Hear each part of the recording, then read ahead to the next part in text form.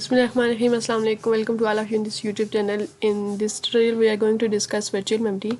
Virtual memory से related कुछ terms हैं, page fault, demand paging, page replacement, इन तमाम टर्म्स को आज हम डिस्कस करेंगे। तो वर्चुअल मेमोरी क्या है?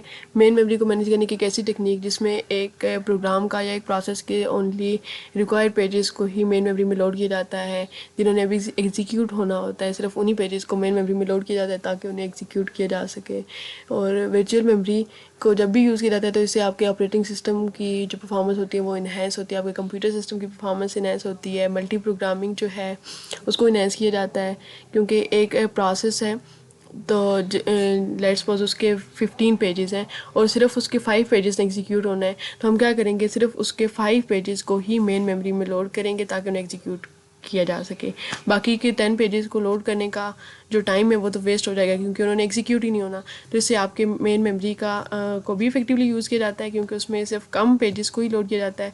और दूसरा, इसकी एफिशिएंसी इस तरह से बढ़ती है कि आपका सीपीयू जो है उसका टाइम जो कि पेजेस को लोड करने में वेस्ट हो रहा है, ऐसे पेजेस को लोड करने में जो कि अभी हमें रिक्वायर्ड ही नहीं है, जो कि अभी हमने एग्जीक्यूट ही नहीं करने हैं, तो वो टाइम भी उसका बच जाता है। तो इस तरह वर्चुअल मेमोरी जो है वो ओवरऑल आपके कंप्यूटर सिस्टम की परफॉर्मेंस को इन्हेंस करती है और इससे आपके ज़्यादा से ज़्यादा प्रोसेसेस, समझ में होता है कि आपका जो प्रोसेस होता है वो इतना लॉन्ग होता है, उसको इतनी ज़्यादा स्पेस चाहिए होती है जो कि आपके मेन मेमोरी में नहीं होती है। जैसे कि मेन मेमोरी में अभी जो फ्री स्पेस है वो 50 MB है और जो आपके प्रोसेसेस लोड होना चाहते हैं, उसका एग्जीक्यूट होना चाहते हैं, उसका साइज़ 100 MB है। तो फिर उस केस में वो वाला प्रोसेस वो मेन मेमोरी में लोड नहीं हो सकेगा क्योंकि हमारे पास जो फ्री मेमोरी है वो सिर्फ 50 MB है और जो प्रोसेस का साइज़ है वो 100 MB है। तो फिर उस केस में जब वर्चुअल मेमोरी को हम यूज़ करेंगे तो इससे आपके सिर्फ रिक्वायर्ड 50 पेजेस ही मेन मेमोरी में लोड होंगे, जहाँ पे उन्हें फिर एग्जीक्यूट किया जा सकेगा। पेज फॉल्ट, वर्चुअल मेमोरी को इम्प्लीमेंट करते ही एक हमारे पास फॉल्ट आता है, उस फॉल्ट को हम पेज फॉल्ट बोलते हैं। और ये पेज फॉल्ट क्या है? पेज फॉल्ट एक ऐसी कंडीशन है जिसमें आपका एक प्रोसेस एग्जीक्यूट हो रहा है, उसके फर्स्ट 3 पेजेस जो हैं वो लोड हो चुके हैं। अब नेक्स्ट जो पेज लोड होना चाहता है, जो एग्जीक्यूट होना चाहता है, वो पेज जो है मेन मेमोरी में है ही नहीं। और जब तक आपका एक पेज या एक प्रोसेस का एक एरिया मेन मेमोरी में नहीं होता है तो वो एग्जीक्यूट नहीं हो सकता है। तो इसलिए पहले हम क्या करेंगे, उस पेज को लोड करेंगे मेन मेमोरी में ताकि इस फॉल्ट से बचा जा सके, इस फॉल्ट को ख़त्म किया जा सके और फिर उस पेज को एग्जीक्यूट किया जा सके। तो पेज फॉल्ट को डील आपका ऑपरेटिंग सिस्टम करता है। वो किस तरह से डील करता है? वो चेक करता है मेन मेमोरी में कोई भी अवेलेबल फ्रेम जो कि अभी फ्री है, वहाँ पे उस पेज को बैकिंग स्टोर से यानी कि आपकी हार्ड डिस्क से उस पेज फ्रेम में लोड कर देगा उस पेज को और फिर उसको एग्जीक्यूट करना स्टार्ट कर देगा। तो आपका ये जो फॉल्ट है ये रिमूव हो जाएगा। समझ में होता है कि आपके पास मेन मेमोरी में इतनी स्पेस ही अवेलेबल नहीं होती कि हम उस पेज को लोड कर सकें। फिर उस केस में एक अदर कंडीशन यूज़ की जाती है, वो पेज रिप्लेसमेंट है, वो भी आज ही इस ट्यूटोरियल में डिस्कस करेंगे। तो आपका पेज फॉल्ट जब भी आता है तो इसको डील करने के लिए ऑपरेटिंग सिस्टम को एक अच्छा एल्गोरिदम यूज़ करना चाहिए ताकि थ्रैशिंग से बचा जा सके।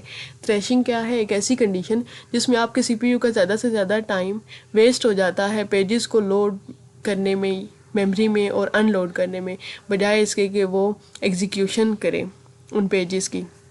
तो आपका सीपीयू का वो टाइम जो कि इफ़ेक्टिवली वो यूज़ नहीं करता है पेजेस को या प्रोसेसेस को एग्जीक्यूट करने में, बल्कि वो वेस्ट कर देता है उन पेजेस को मेन मेमोरी में लोड करने में या फिर किसी पेज को मेन मेमोरी से अनलोड करने में, उस कंडीशन को हम बोलते हैं थ्रैशिंग। तो आपका थ्रैशिंग की कंडीशन जो है वो नहीं आनी चाहिए। डिमांड पेजिंग क्या है कि वर्चुअल मेमोरी को इम्प्लीमेंट किया जाता है। तो किस तरह से इम्प्लीमेंट किया जाता है? वर्चुअल मेमोरी की टेक्निक को इम्प्लीमेंट करने के लिए डिमांड पेजिंग यूज़ की जाती है। और डिमांड पेजिंग एक ऐसी टेक्निक है जिसमें सिर्फ एक प्रोसेस के जो डिमांडिंग पेज है, जो डिमांडिंग उसका पार्ट है, वो ही मेन मेमोरी में लोड किया जाता है जिसने अभी एग्जीक्यूट होना है। और बाकी के जो पेजेस हैं उसको बैकिंग स्टोर पे या बैकिंग स्टोर जैसे कि हार्ड डिस्क है, यूएसबी है, कोई भी और आपका बैकिंग स्टोरेज है, वहाँ पे ही रखा जाता है। सिर्फ ओनली रिक्वायर्ड पेजेस को मेन मेमोरी में लोड किया जाता है और बाकी जो पेजेस हैं उनको मेन मेमोरी में सिर्फ उसी वक्त लाया जाता है जब उनको एग्जीक्यूट करना होता है। तो इस केस को, इस कंडीशन को हम क्या बोलते हैं, डिमांड पेजिंग। इस टर्म को हम डिमांड पेजिंग बोलते हैं। लाइफ साइकिल क्या है एग्जीक्यूशन ऑफ अ प्रोसेस, एक प्रोसेस को एग्जीक्यूट करने का एक लाइफ साइकिल क्या है। सबसे पहले एक प्रोसेस जैसे ही स्टार्ट होता है तो ऑपरेटिंग सिस्टम उसके रिक्वायर्ड पेजेस को, लेट्स सपोज उस प्रोसेस के 10 पेजेस हैं, सिर्फ उसके रिक्वायर्ड पेजेस जैसे कि फर्स्ट 1 पेज या फर्स्ट 2 पेजेस को मेन मेमोरी में लोड करेगा और उन्हें एग्जीक्यूट करेगा। जब उनकी एग्जीक्यूशन कंप्लीट हो जाएगी तो उसके बाद जो नेक्स्ट पेज है जिसने लोड होना है उसको मेन मेमोरी में लोड करेगा और उसको एग्जीक्यूट करेगा। Basically process initiates, operating system उसके एटलीस्ट एक पेज को लोड करता है मेन मेमोरी में और उसको एग्जीक्यूट करना स्टार्ट कर देता है।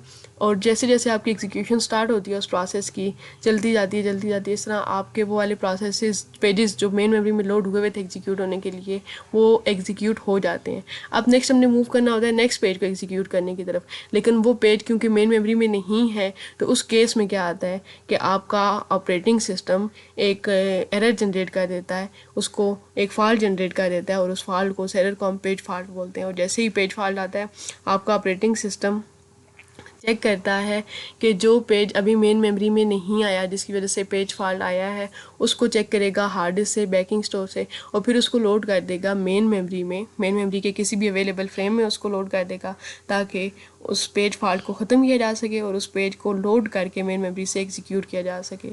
तो इसे हम क्या बोलते हैं, demand paging. Page fault generates interrupt, जैसे ही पेज फॉल्ट आएगा तो एक इंटरप्ट जनरेट करके दिया जाएगा। इंटरप्ट क्या होता है, hardware generated change of flow within the system is called interrupt. जब भी इंटरप्ट आएगा तो आपका जो ऑपरेटिंग सिस्टम है वो उस रेफरेंस पेज को लोड करेगा मेन मेमोरी में। तो इसी टर्म को, इसी टेक्निक को हम बोलते हैं डिमांड पेजिंग, कि जो पेज अभी हमें डिमांडेड है उसको लोड किया जाए मेन मेमोरी में ताकि उसे एग्जीक्यूट किया जा सके। और जो आपका ऑपरेटिंग सिस्टम है वो क्या करता है, उस पेज को लोड करेगा मेन मेमोरी में, मेन मेमोरी के किसी भी अवेलेबल फ्रेम में। फ्रेम क्या होते हैं, पेज क्या होते हैं, पेजिंग क्या होती है, ये लास्ट ट्यूटोरियल में हमने डिटेल में डिस्कस किया था। अगर आप लोगों ने उस चीज़ को नहीं अंडरस्टैंड करते तो मैं उसका लिंक जो है वो डिस्क्रिप्शन में दे दूँगी ताकि आप उसे रीड कर सकें कि ऑपरेटिंग सिस्टम क्या है, पेजिंग क्या होती है, फ्रेम क्या होते हैं। वो अगर आपको एक माइंड सेंस आपका बना हो तो फिर ये चीज़ें आसानी से समझ आएंगी, डिमांड पेजिंग फ्रेमिंग। तो यहाँ पे ऑपरेटिंग सिस्टम जैसे ही एक रेफरेंस पेज को जो कि अभी लोड कर रहा है मेन मेमोरी में, अगर उसकी स्पेस नहीं होगी लोड करने के लिए तो वो क्या करेगा, एक फ्रेम को मेन मेमोरी में फ्री करेगा और फ्री करके वहाँ पे उस नए पेज को, जिसकी वजह से पेज फॉल्ट आया है, उस पेज को वहाँ पे मेन मेमोरी की उस स्पेस में, उस फ्रेम में लोड कर देगा। और जब ये वाला प्रोसेस जिसके पेजेस लोड हुए हुए हैं मेन मेमोरी में वो प्रोसेस कंप्लीट हो जाएगा एग्जीक्यूट होना, तो उसके बाद उस प्रोसेस के जितने भी पेजेस होंगे वो मेमोरी से फ्री कर दिए जाएंगे और आपकी मेमोरी में वो तमाम फ्रेम्स जो कि उस प्रोसेस के पेजेस ने होल्ड किए हुए थे वो सब फ्री हो जाएंगे और उसको नेक्स्ट प्रोसेस जो है जो अभी एग्जीक्यूट होगा उसके लिए यूज़ किए जा सकेंगे। डिमांड पेजिंग को एग्जांपल के थ्रू देखते हैं। लेट्स सपोज ये हमारी मेन मेमोरी है, मेन मेमोरी में A1 A2 ये बेसिकली पेजेस हैं जो कि लोड हुए हुए हैं। हमारे पास प्रोसेसेस जो हैं वो 3 हैं, process A, process B and process C. Process A के टोटल जो नंबर ऑफ़ पेजेस हैं वो 6 हैं, 1 2 3 4 5 6, और प्रोसेस बी के जो पेजेस हैं वो 7 पेजेस हैं, प्रोसेस सी के 4 पेजेस हैं। अब इन तीनों प्रोसेसेस ने एग्जीक्यूट होना है क्योंकि, तो इन तीनों प्रोसेसेस के जो पेजेस हैं वो हम मेन मेमोरी में लोड करेंगे ताकि उन पेजेस को एग्जीक्यूट किया जा सके। तो मेन मेमोरी में क्योंकि हमारे पास इतनी स्पेस अवेलेबल नहीं होती कि हम इन तीनों प्रोसेसेस के तमाम पेजेस को मेन मेमोरी में लोड कर सकें, तो फिर उस केस में हम क्या करेंगे, हर प्रोसेस के कुछ पेजेस जिन्होंने अभी एग्जीक्यूट होना है उसको लोड कर देंगे मेन मेमोरी में। तो इसी टर्म को हम बोलते हैं, इसी इम्प्लीमेंटेशन को हम वर्चुअल मेमोरी बोलते हैं कि एक प्रोसेस के सिर्फ रिक्वायर्ड पेजेस को हम मेन मेमोरी में लोड करते हैं और बाकी जितने भी रिमेनिंग प्रोसेसेस होते हैं उनको बैक एंड पे हार्ड स्टोर जो हार्ड डिस्क होती है वहीं पे सेव रखते हैं। अच्छा, अब इस केस में प्रोसेस ए के 2 पेजेस, पेज 1 और पेज 2 लोड हुआ हुआ है मेन मेमोरी में, A1 एंड A2, यानी कि प्रोसेस ए का फर्स्ट पेज एंड प्रोसेस ए का सेकंड पेज। इसी तरह प्रोसेस बी का फर्स्ट पेज लोड हुआ हुआ है, प्रोसेस सी के C2 and C3 page load हुआ हुआ है।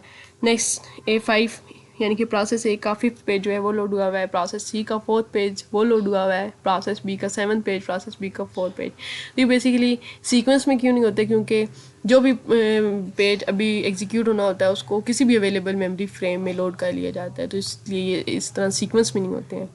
अच्छा, लेट्स सपोज अभी जो करंट एग्जीक्यूशन है वो A5 में है। इसका क्या मतलब है कि आपका जो CPU है वो A5 को लोड कर रहा है। A5 क्या है, प्रोसेस A का 5th पेज, ठीक है, प्रोसेस A का 5th पेज इसको एग्जीक्यूट किया जा रहा है, CPU इसको एग्जीक्यूट कर रहा है।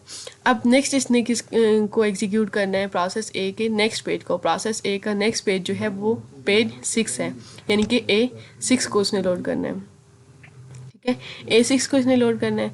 तो अभी A6 को ये चेक करेगा मेन मेमोरी में जब उसको लोड करना होगा, तो क्योंकि ये A6 जो है ये इस मेन मेमोरी में कहीं भी लोड नहीं हुआ हुआ, तो फिर इस केस में आपका जो CPU है वो एक इंटरप्ट जनरेट करेगा और इस इंटरप्ट को हम बोलेंगे पेज फॉल्ट। और जब से ही पेज फॉल्ट आएगा आपका ऑपरेटिंग सिस्टम उस पेज को जिसकी वजह से फॉल्ट आया है, इस केस में पेज 6 है, ठीक है, ए का पेज 6 है जिसकी वजह से फॉल्ट आया है, इस प्रोसेस को इस प्रोसेस की इस पेज को लोड कर देगा मेन मेमोरी में ताकि इसको एग्जीक्यूट कर सके, ठीक है। तो इस तरह से आपके पेज फॉल्ट को डील किया जाता है, इस तरह से डिमांड पेजिंग इम्प्लीमेंट की जाती है। अब डिमांड पेजिंग क्या है, अभी हमें डिमांड है पेज 6 की क्योंकि इसने एग्जीक्यूट होना है, तो हम डिमांड के टाइम पे एक पेज को मेन मेमोरी में लोड कर रहे हैं और फिर उसको एग्जीक्यूट करेंगे। इस केस को हम क्या बोलते हैं, demand paging. Next, page replacement. जब भी डिमांड पेजिंग की जाती है, जब भी पेज फॉल्ट आता है तो फिर डिमांड पेजिंग की जाती है, और जब भी डिमांड पेजिंग की जाएगी तो उस वक्त एक प्रोसेस के एक पेज को लोड किया जाएगा मेन मेमोरी में, ठीक है। और अगर मेन मेमोरी में हमारे पास स्पेस ही अवेलेबल नहीं है, यानी कि कोई भी फ्रेम ऐसा फ्री नहीं है जहाँ पे एक प्रोसेस को लोड किया जा सके, एक प्रोसेस के एक पेज को लोड किया जा सके, तो फिर इस केस में हम किसी भी मेन मेमोरी में मौजूद जो फ्रेम है उसको पहले फ्री करेंगे और फिर उस फ्रेम पे किसी भी नेक्स्ट पेज को लोड करेंगे। तो इस केस को बोलते हैं पेज रिप्लेसमेंट, ठीक है। पेज फॉल्ट को ख़त्म करने के लिए हम पेज रिप्लेसमेंट कर रहे हैं, एक ऐसी टेक्निक जिसमें operating system replaces the new page in the memory by removing the currently loaded page in the main memory, ठीक है। जो अभी करंटली लोडेड है मेन मेमोरी में एक पेज, उसको वहाँ से रिमूव कर देगा, उसका फ्रेम जो है वो फ्री हो जाएगा और उस फ्रेम पे नेक्स्ट जो पेज जिसकी वजह से पेज फॉल्ट आया है उसको लोड कर देगा। तो इस केस को हम बोलते हैं पेज रिप्लेसमेंट बोलते हैं। और जब भी आपका पेज फॉल्ट आता है तो ज़रूरी नहीं है कि रिप्लेसमेंट की जाए, पेज रिप्लेसमेंट उसी केस में की जाती है जब आपके पास मेन मेमोरी में कोई भी फ्रेम अवेलेबल नहीं होता है, तो फिर उस केस में पेज रिप्लेसमेंट की जाती है। और पेज रिप्लेसमेंट जो है वो बेसिकली डबल टाइम लेती है पेज फॉल्ट को डील करने के लिए। वैसे तो पेज फॉल्ट को डील करने के लिए हम सिंपल एक पेज को लोड करते हैं मेन मेमोरी में तो पेज फॉल्ट रिमूव हो जाता है, लेकिन अगर मेन मेमोरी में स्पेस ही अवेलेबल नहीं है तो उस केस में दो पेजेस जो हैं वो रिप्लेस किए जाएंगे। एक तो मेन मेमोरी में आएगा पेज और एक उस पेज को मेमोरी में लाने के लिए एक पेज जो है एक फ्रेम को फ्री करने के लिए हम मेन मेमोरी में से एक पेज को फ्री करने के लिए मेन मेमोरी के एक पेज को वहाँ से रिमूव करेंगे बैक एंड पे, बैक स्टोर पे, और इस तरह दो पेजेस जो हैं वो शफल होंगे, दो पेजेस जो हैं वो आपस में रिप्लेस हो जाएंगे। तो इस केस को हम क्या बोलते हैं, पेज रिप्लेसमेंट, या इस टर्म को हम पेज रिप्लेसमेंट बोलते हैं। और इससे आपका पेज फॉल्ट प्रोसेसिंग टाइम जो है वो डबल हो जाता है और आपके CPU की जो इफ़ेक्टिव टाइम है वो। पेज रिप्लेसमेंट की एग्जांपल को देखने के लिए इसी एग्जांपल को हम दोबारा से लेते हैं।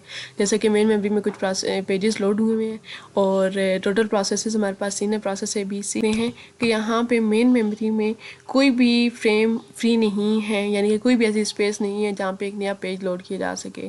A5 जो है ये एग्जीक्यूट हो रहा है, अब नेक्स्ट इस प्रोसेस का जो पेज लोड होगा वो A6 होगा, तो A6 के लिए यहाँ पे कोई भी फ्रेम अवेलेबल नहीं है। तो इस केस में क्या होगा, किसी भी पेज को C4, बाकी जितने भी ये पेजेस लोड हुए हैं C4, B7, B4, बाकी के रिमेनिंग पेजेस, इनमें से किसी भी एक पेज को ऑपरेटिंग सिस्टम सेलेक्ट करेगा और उसको सेंड कर देगा बैकिंग स्टोर पे। लेट्स सपोज A2 को, ठीक है, आपका ऑपरेटिंग सिस्टम सेलेक्ट करेगा और इसको सेंड कर देगा बैकिंग स्टोर पे, यानी कि हार्ड डिस्क पे सेंड कर देगा, और नेक्स्ट A6 का पेज जिसने लोड होना है उसको इस जगह पे लोड कर देगा।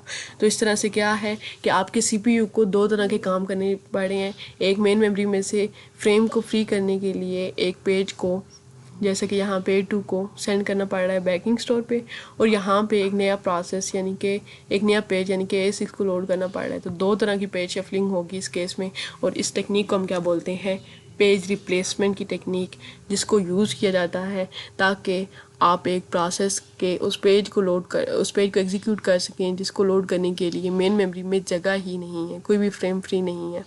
तो आपके ऑपरेटिंग सिस्टम को चेक करना चाहिए जब भी एक पेज को रिप्लेस कर रहा है, तो गुड रिप्लेसमेंट एल्गोरिदम को उसे फॉलो करना चाहिए, उसको यूज़ करना चाहिए, ताकि आपके सिस्टम में नेक्स्ट जो पेज फॉल्ट रेट है वो कम से कम आए। तो page replacement algorithms and different वो कौन कौन से हैं वो नेक्स्ट ट्यूटोरियल में डिस्कस करेंगे, उसमें डिटेल में डिस्क्रिप्शन एग्जांपल्स के थ्रू समझाऊंगी। और अभी तक फ़िलहाल इतना ही कम हो जाता है। Thank you so much. अगर आपको ये ट्यूटोरियल पसंद आया, अगर इसमें कोई भी क्वेश्चन हो तो आप लोग कमेंट सेक्शन में पूछ सकते हैं। अगर आप लोगों ने इस चैनल को सब्सक्राइब नहीं किया है तो अभी मस्त सब्सक्राइब कर दीजिएगा, ताकि नेक्स्ट जो भी वीडियो ट्यूटोरियल्स आएँ वो आपको मिलते रहें।